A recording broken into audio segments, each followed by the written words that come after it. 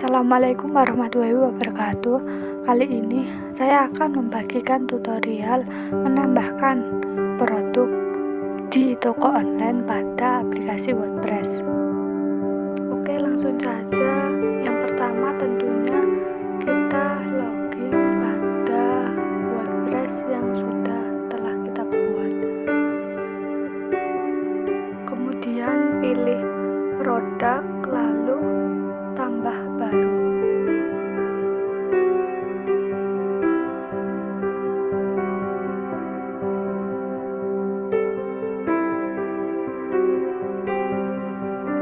Pada halaman ini kita akan mengisikan beberapa informasi mengenai produk yang akan kita jual.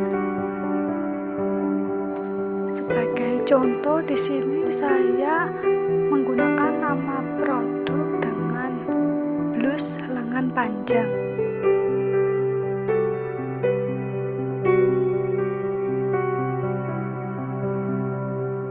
Selanjutnya, deskripsi produk. Di sini kita bisa menambahkan keterangan mengenai produk kita, seperti bahan apa yang kita gunakan, ukuran, dan juga informasi yang lainnya.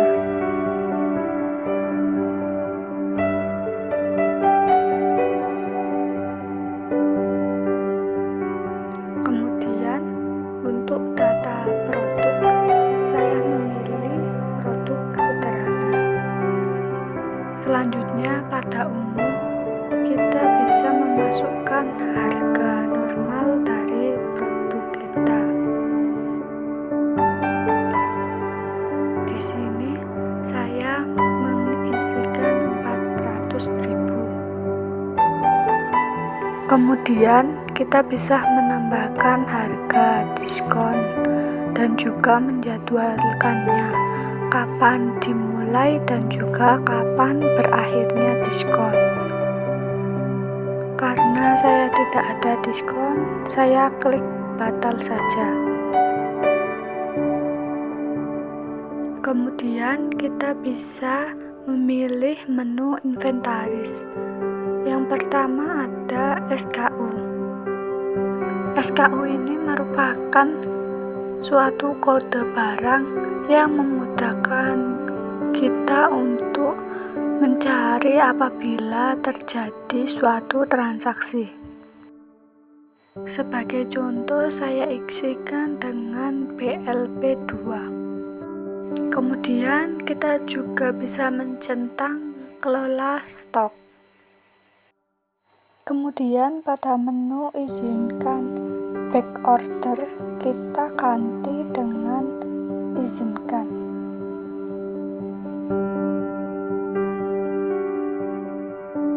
Selanjutnya kita juga bisa memperlihatkan batas dari kesediaan stok kita.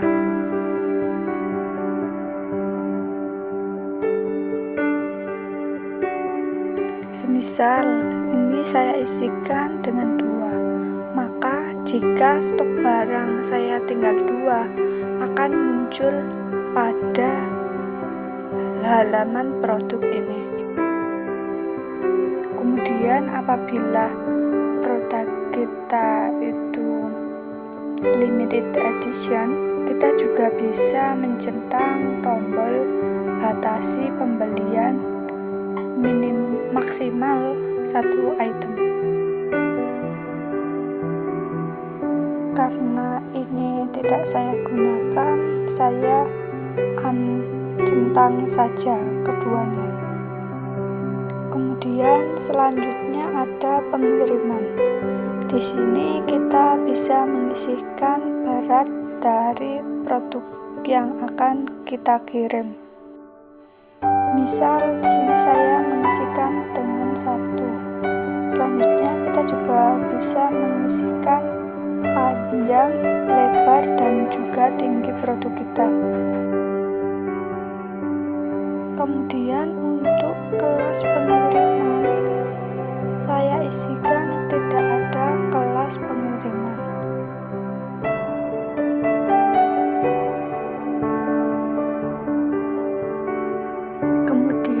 menu produk bertaut.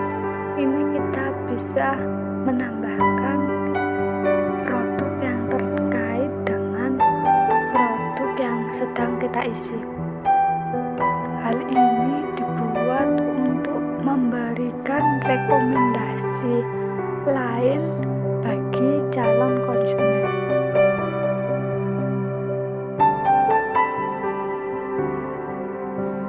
Selanjutnya, untuk bagian menu atribut produk, kita tidak perlu mengisi karena produk kita termasuk pada produk sederhana.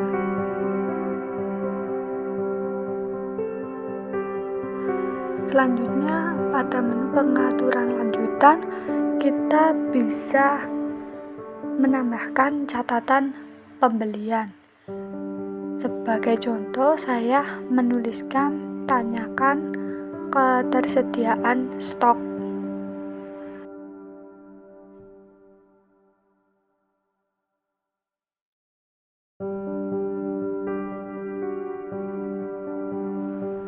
Selanjutnya ada urutan menu. Kita bisa menuliskan sesuai dengan kemauan kita, mau ditaruh ke urutan keberapa produk ini. Selanjutnya, untuk aktifkan ulasan, kita bisa mencentang dan juga mencentang. Apabila kita centang, maka ulasan dari pelanggan satu dengan yang lainnya akan terlihat.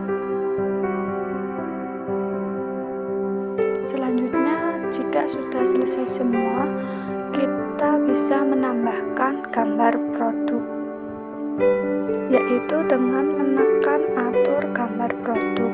Lalu kita bisa memilih produk mana yang akan kita gunakan.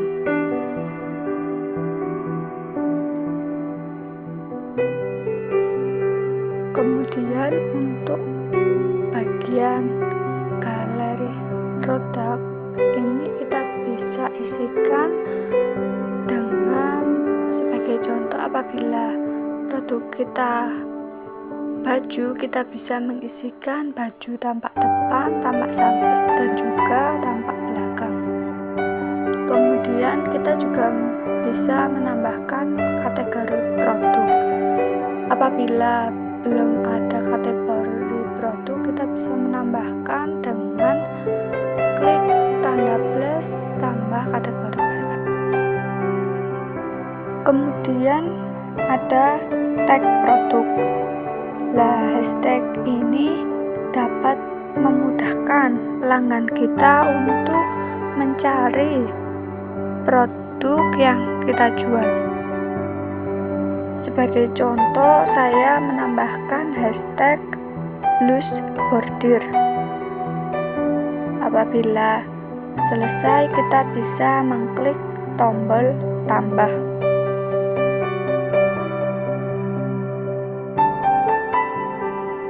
Selanjutnya, jika semua informasi telah kita tambahkan, kita bisa mengklik terbitkan. Jika sudah berhasil menerbitkan, kita bisa melihat preview dengan menekan perubahan pratampil.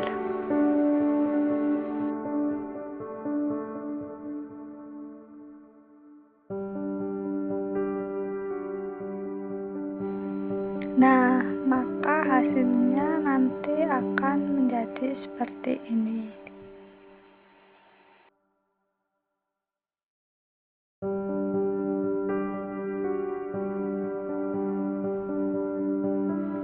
Selanjutnya, selain bisa menambahkan produk, kita juga bisa mengkategorikan produk.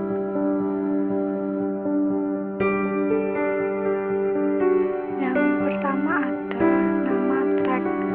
Sebagai contoh yang sudah saya buat itu yaitu blues bordir, atau yang lainnya seperti blues wanita atau blues kekinian dan lain-lain. Kemudian ada slug.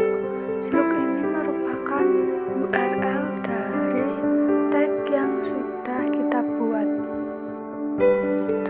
Selanjutnya kita beralih kepada menu atribut. Menu atribut ini sebenarnya sudah ada pada menu tambah baru, melainkan perbedaannya yaitu apabila kita mengisikan atribut pada menu produk tambah baru ini, maka atribut tersebut hanya berlaku pada produk yang akan ditambahkan saja.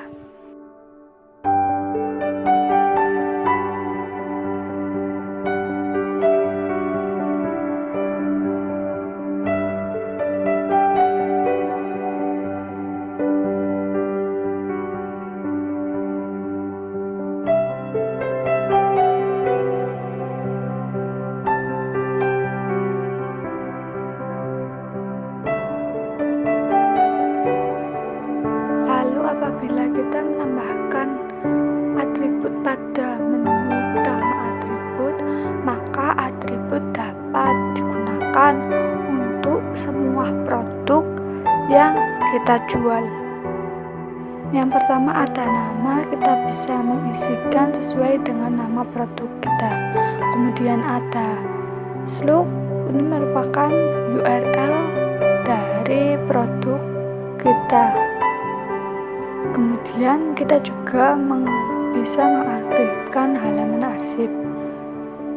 Selanjutnya ada urutan sortir default.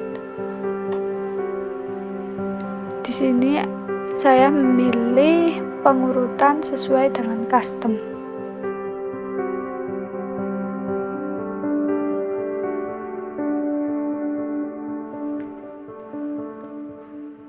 Selanjutnya kita beralih ke menu pengaturan. Yang pertama yaitu pengaturan pada metode pembayaran.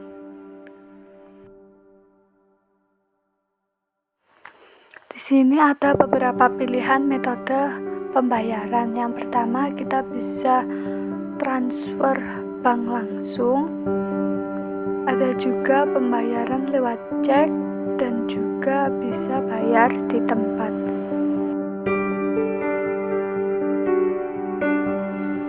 Kemudian pada metode pembayaran bank langsung ini kita bisa menambahkan beberapa informasi seperti judul, deskripsi, instruksi, dan juga rincian akun.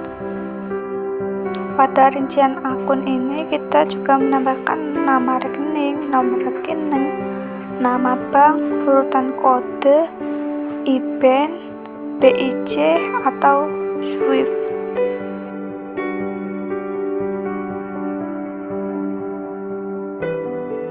Selanjutnya ada menu pengiriman.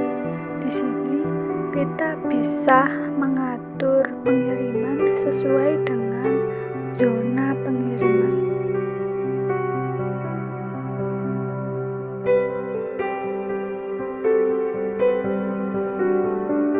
Di sini yang pertama ada nama zona. Lah, kita bisa menentukan zona mana yang akan kita pilih. Kemudian wilayah zona.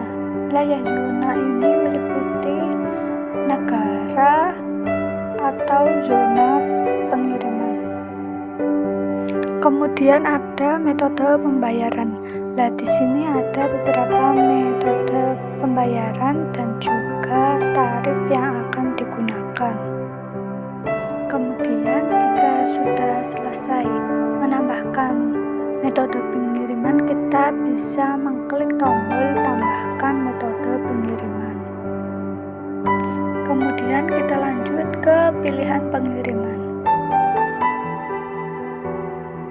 Di halaman ini kita bisa mengatur mengaktifkan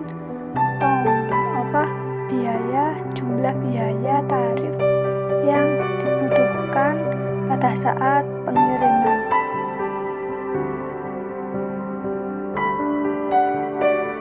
Kemudian tujuan pengiriman ini merupakan pengaturan default pengiriman barang untuk konsumen. Lalu ada mode debug. ini bisa kalian aktifkan jika ingin menampilkan zona pengiriman yang sesuai. Lalu apabila sudah selesai mengatur semuanya, kita bisa mengklik simpan perubahan. Kemudian kita lanjut ke menu kelas pengiriman. Pada menu ini kita bisa mengatur pengiriman untuk produk khusus. Contohnya seperti produk yang memiliki berat yang berbeda, bisa kita kelompokkan dan juga membedakan tarifnya. Selanjutnya kita bisa beralih ke menu produk. Menu ini digunakan untuk memudahkan kita dalam melakukan transaksi pada produk yang kita jual. Yang pertama ada pilihan menu halaman toko. Di sini saya memilih menu halamannya, saya beri nama toko. Di sini ada beberapa pilihan seperti keranjang, checkout, akun saya, dan lain sebagainya. Selanjutnya ada perilaku tambah ke keranjang. Di sini kalian bisa mencentang, aktifkan tombol setelah menambahkan ke keranjangnya. Selanjutnya ada gambar placeholder, pengukuran unit berat, satuan dimensi.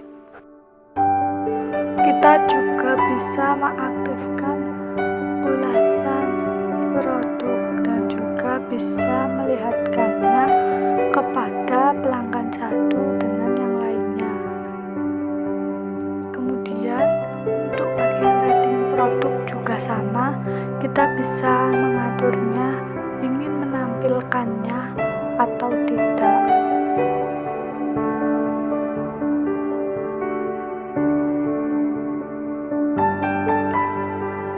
Selanjutnya kita bisa beralih pada menu inventaris. Yang pertama ada kelola stok. Kita bisa mengaktifkan manajemen stok ataupun meng-hide-nya. Selanjutnya ada menu tahan stok. Kemudian ada menu notifikasi.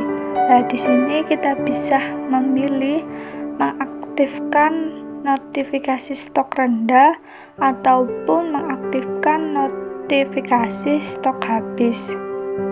Kemudian untuk penerimaan pemberitahuan ini saya menggunakan email farahnabila@gmail.com.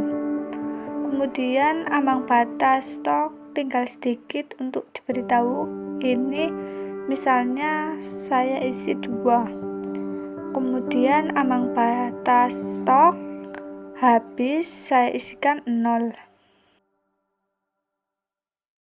Selanjutnya untuk visibilitas stok habis, kita bisa mengaktifkan maupun menyembunyikan barang dengan stok habis dari katalog.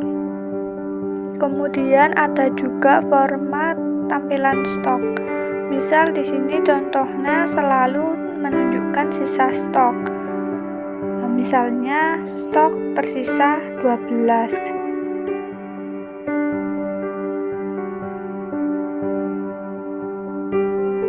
Kemudian ada lagi menu kupon.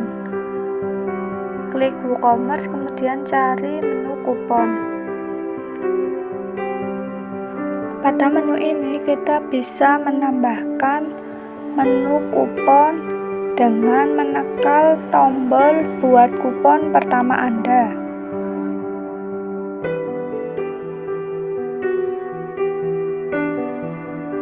Hal yang perlu diisi yang pertama ada umum. Di umum ini ada tipe diskon. Kita bisa memilih tipe diskon. Di antaranya yaitu presentasi diskon, diskon keranjang tetap, ataupun diskon produk tetap. Kemudian ada jumlah custom. Kemudian selanjutnya kita juga bisa mencentang akses perizinan pengiriman gratis. Kita juga bisa mengatur kadaluarsa dari kupon kita. Sebelumnya, terlebih dahulu kita bisa menambahkan kode kupon dan juga deskripsi kupon yang akan kita buat. Kemudian ada batas penggunaan. Di sini ada minimal belanja dan juga maksimal belanja.